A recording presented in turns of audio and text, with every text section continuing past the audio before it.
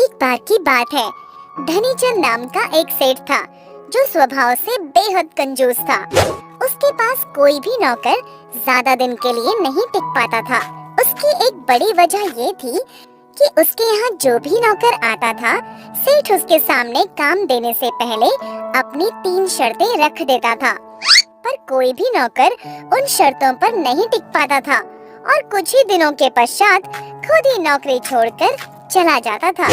ऐसे ही एक बार सेठ के पास मदन नाम का एक व्यक्ति नौकरी के लिए आया और बोला, सेठ जी, मैं बड़ी दूर से आया हूँ आपके पास, कोई काम मिलेगा? सेठ धनीचंद मन ही मन थोड़ा मुस्कुराते हुए, क्या काम कर सकते हो? देख लो, सारी दुकान संभालना, घर का काम और बाहर से सामान लाना ले जाना, ये सब काम कर सकते हो? जी सेठ जी, मैं बिल्कुल कर सकता हूँ, बस आप मुझे नौकरी पर रख लीजिए। नौकरी पर तो मैं तुम्हें रख लूँगा, पर इससे पहले तुम्हें मेरी 3 शर्तें माननी पड़ेंगी। कौन सी 3 शर्तें सेठ जी? देखो, मेरी पहली शर्त यह है कि मैं तुमसे किसी भी वक्त कोई भी काम कह सकता हूँ, चाहे दिन हो या रात का वक्त। मेरी दूसरी शर्त ये है कि दिन भर में एक ही वक्त तुम्हें भोजन मिलेगा। और मेरी तीसरी शर्त ये है कि यदि तुम खुद नौकरी छोड़कर जाने को कहोगे तो तुम्हें पूरे 1 साल की पगार मुझे देनी होगी। मदन को मजबूरी थी कि नौकरी मिल जाए, बस बिना कुछ सोचे समझे उसने हाँ कर दी। और सेठ को तो ऐसे ही मुर्गों की तलाश रहती थी जिनसे अपना काम निकाला जा सके। सेठ धनीचंद मदन से खूब काम करवाता था और बदले में सिर्फ एक वक्त का भोजन। मदन दिन प्रतिदिन कमजोर और हताश हो रहा था, पर उसकी मजबूरी थी कि यदि वो खुद नौकरी छोड़ने के लिए कहता तो सेठ धनीचंद की शर्तें माननी पड़ती। ये ले मदन, अपना भोजन। मदन थोड़ा दुखी होते हुए, मालकिन, इतना काम करवाने के बाद भी ये सूखी भूसी एक रोटी से पेट नहीं भरता मालकिन। तभी सेठ धनीचंद बोला, क्यों रे मदन, इतना कौन सा काम तूने कर दिया जो फालतू की रोटियां तोड़नी है? सेठ मदन को धक्का देते हुए, यहाँ काम करना है तो ऐसे ही भोजन मिलेगा तुझे। कुछ दिनों तक मदन बिना कुछ बोले सेठ धनीचंद के लिए काम करता रहा, पर अब वो हार चुका था। आखिर एक दिन वो बोला, सेठ जी, मैं यहाँ अब काम नहीं कर सकता। तो फिर ठीक है, मेरी शर्तें याद है ना, वो पूरी कर और जा। मदन को हार कर सेठ ध्यानचंद की तीनों शर्तें माननी पड़ी और 1 साल की पगार भी उसने अपनी माँ की कंगन बेच के सेठ को दे दी। अपने गांव पहुंचकर एक दिन वो नदी किनारे बैठा था।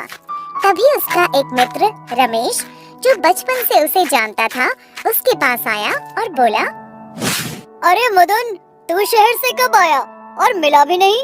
रमेश के बार बार पूछने पर मदन ने अपने साथ घटित सारी घटना रमेश को बता दी। रमेश सब कुछ चुपचाप सुन रहा था।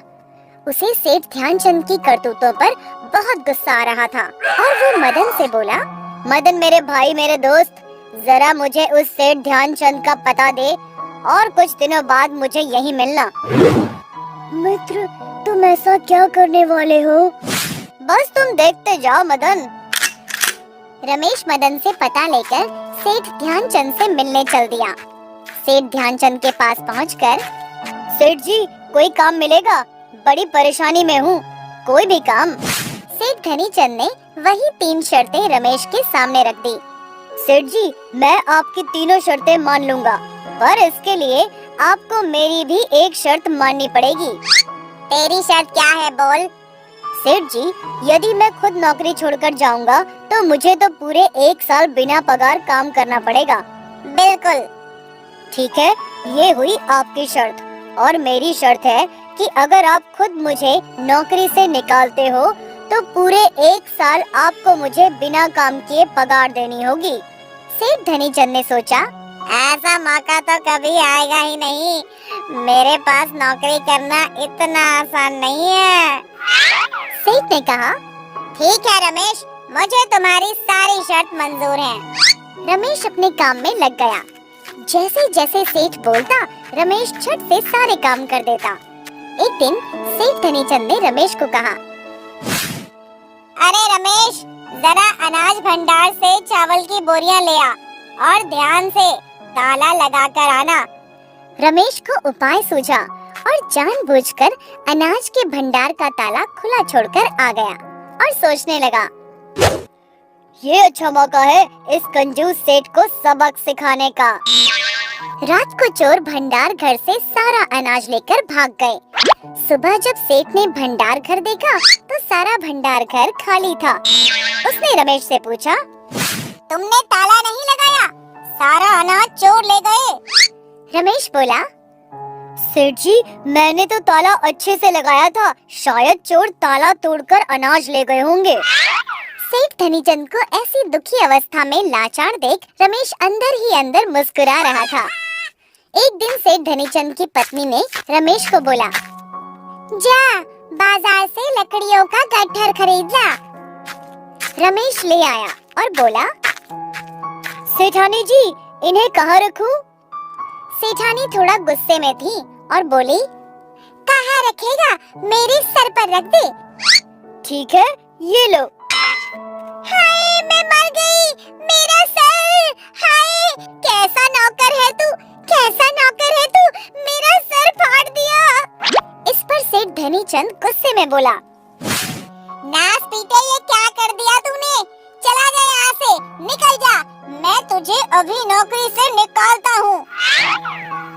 सोच लो मालिक, मेरी शर्त याद है ना? अरे बस तू निकल यहाँ से, तेरी शर्त पूरी करता हूँ, बस तू यहाँ से निकल। ये ले, तेरी शर्त पूरी करता हूँ। और सेठ धनीचंद ने शर्त के मुताबिक जैसे ही पैसे निकाल के रमेश को दिए। रमेश बोला, रुकिए सेठ जी, मैं आपकी तरह गिरा हुआ इंसान नहीं हूँ। मैं तो बस आपको आपकी गलती का एहसास दिलाने ही यहाँ नौकर बनकर आया था। आपको मेरा मित्र मदन तो याद होगा ना? बस उसके साथ हुए अत्याचार का बदला लेना था, सो आपसे ले लिया। बस आप मेरे मित्र की पगार दे दीजिए जिस पर उसका हक था। मैं यहाँ से चला जाऊंगा। सेठ धनीचंद मुंह लटकाते हुए बोला, ये लो रमेश, तुम्हारे मित्र की पगार। रमेश खुशी खुशी वापस चला गया और सीधा मदन के पास जाकर सारी बात बताई और बोला, ये लो मित्र, तुम्हारी अमानत, तुम्हारी मेहनत की कमाई। मदन ने रमेश को गले से लगा लिया और बोला, मित्र, आज तुमने दोस्ती का हक अदा कर दिया। जैसे को तैसा मिल चुका था। सीख। दोस्तों, इस कहानी से हमें यही सीख मिलती है कि सच्चे दोस्त की पहचान मुसीबत के वक्त ही होती है। दोस्तों, हमें उम्मीद है कि आपको हमारी ये कहानी पसंद आई होगी। कृपया हमारे चैनल को सब्सक्राइब करें और सभी अपडेट्स के लिए बेल आइकन जरूर दबाएं। और हाँ, वीडियो लाइक और शेयर करना मत भूलिएगा। Bye bye.